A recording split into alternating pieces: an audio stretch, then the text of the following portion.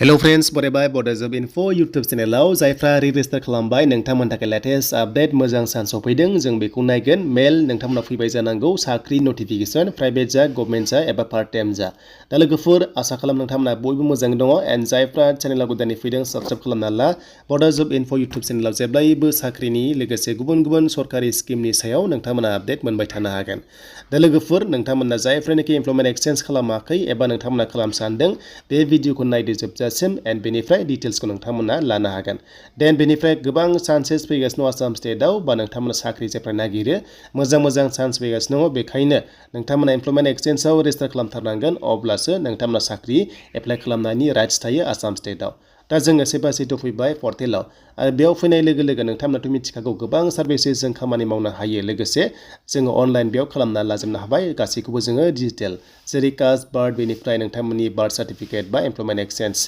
दा जोङो लगइन खालामनांगौ जेब्ला जों लगइन खालामगोन अब्लाथाय गावनि नोंथांमोना लगइन एबा रेजिस्टाराव क्लिक खालामनानै आइडि जों खालामनांगौ आरो आइडि गैयाबा नोंथांमोना आइडि खालामना लाग्रोनांगौ बेनिफ्रायसो लगइन खालामनो हायो दा जोङो आइडि दंखायो जायफ्रा गैया नोंथांमोना सिगांनि भिडिअ नायनानै खालामबानो जाबाय दा जोङो बेयाव आइडि गोनां हिसाबै जोङो डाइरेक्ट लगइन खालामसै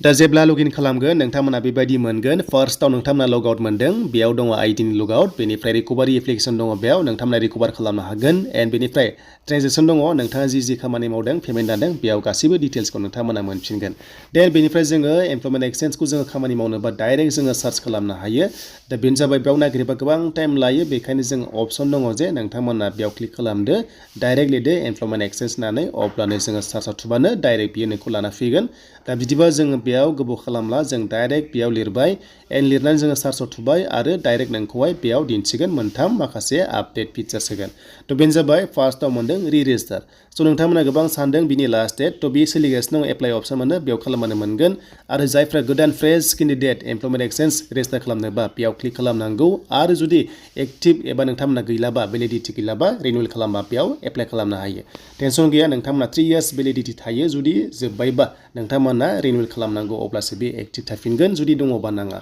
देन रेजिस्टारखौ नोंथांमोना नांथारगोन जाहाथे बेखौ खालामना लायो फिउचार लेभेलाव मानोना 100% लिरनायबो गैया नाथाय खालामना लायोबा मोजां चान्स दा जायफ्रा खालामना लादों प्राइभेट पार्ट टाइम जब बा गुबुन माखासे कम्पानि जब बा रेगुलार जबनि सायाव मेल फैबाय नोंथांमोना चेक खालामदो दा बेनो आरो चान्सआ जे नोंथांनि माखासे डाटाखौ लादों गभर्नमेन्टआ बेनिफ्राय माखासे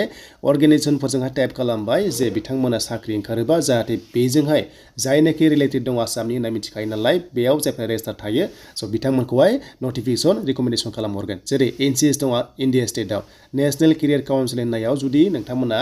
रेजिस्टार खालामबा जि साख्रि ओंखारा मानो नोंथांमोनाव मेल थांनानै नटिफिकेसन हरोमोन थिग बेबायदिनो आसाम स्टेटआ बेखौनो एसे फल' खालामदों जे नैबे एमप्लयमेन्ट एक्सचेन्जनिफ्राय नोंथांमोननो माखासे नटिफिकेसन हरनाय दा जेरैहाय मेलाव हरदों नोंथांमोना चेक खालाम जि साख्रि ओंखारा मानो बिथांमोनाहाय मेल हरगोन एबा नोंथांमोनाहाय रेजिस्टार खालामनायावहाय माने आपडेटखौ मोनबाय थागोन स' बेखायनो मोनसे रेजिस्टार अपसन मोनगोन जेब्ला मेल चेक खालामो नोंथांमोना गोसो दङबा रेजिस्टार खालामना ला जुदि साख्रिनि आपडेट नांबाय थागौबा जेरै इउटुबाव नोंथांमोना साबस्क्राइब खालामबा नटिफिकेसन थांबाय थायो थिग बेबादिनो बेयाव नोंथांमोना रेजिस्टार खालामबाथाय साख्रिनि बागै नटिफिकेसन मोनबाय थागोन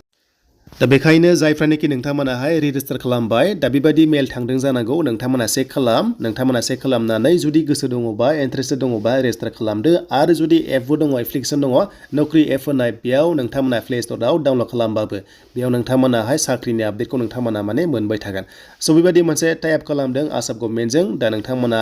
जाय बुजिबाय स' नोंथांमोना कमेन्ट्स खालामदो